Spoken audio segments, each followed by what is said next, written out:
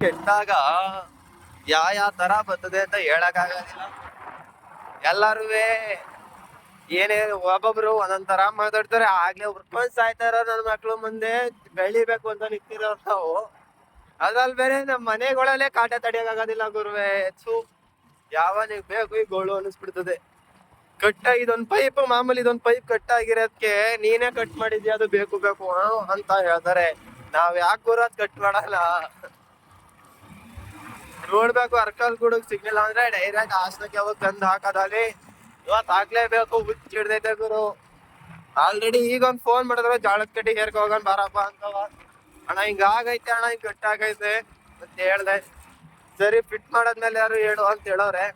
ಅವಾಗ್ಲಾರು ಹೋಗ್ಬೇಕು. ಐತಿ ಏನ್ ಗುಡು ಇದ್ ರೋಡು ಬೆಳವಾಡಿ ಮೇಲಿಂದ ಹೋಯ್ತಾ ಇದೀನಿ. ಅಯ್ಯೋ ಇದ್ ಪಿಚ್ಚಿ ಪೈಪ್ ಪಿಚ್ಚ ಅಷ್ಟೇ ಸಾಕಾಯ್ತು. ಬೆಳಗ್ಗೆ ಎದ್ಬಿಟ್ಟು ಏನ್ ಬತ್ತಾ ಇಲ್ಲ ಗುರುವೆ. ಫುಲ್ ಅದ್ ಪಿಚ್ಚ ಇಡಕ್ ತಲೆ ಕೆಟ್ಟ ಹೋಗೈತೆ ಹಂಗೆ. ಈಗ ಅರಕ್ಲು ಹೋಗಿ ನಾನ್ ತಗೋ ಬಂದೆ. ಸೊ ಇವತ್ತು ನನ್ ಬಂದ್ಗಳ ಎಲ್ಲ ಹಾಳು, ಗಾಡಿಗೆ ರೆಡಿ ಮಾಡ್ಸಕ್ಕಾಗಿಲ್ಲ. ಈಗ ಹೋಗಿ ಟ್ರೈಲರ್ ಬೇರೆ ನಮ್ ಹುಡುಗ ಫೋನ್ ಮಾಡ್ದ ಹಾಕಿ ಹೋಯ್ತೀನಿ ಅಂತ. ಈಗ್ಲೇ ಆಗಿರೋ ಸಾಕು ಸುಮ್ನಿರಪ್ಪ ಬೇಡ ಅಂತ ಹೇಳ್ದೆ. ಇಲ್ಲಿ ನೋಡಿ ಇಲ್ಲಿ ಹುಲ್ಲೆ ಹರ್ಕೊಂಡ್ ಹೋಯ್ತಾವ್ರೆ. ಬೈಕ್ ಬೇರೆ ಹೋಯ್ತೈತೆ, ಫೋಟೋ ಗಾಡಿ ಹಂಗೆ ಇರಿ.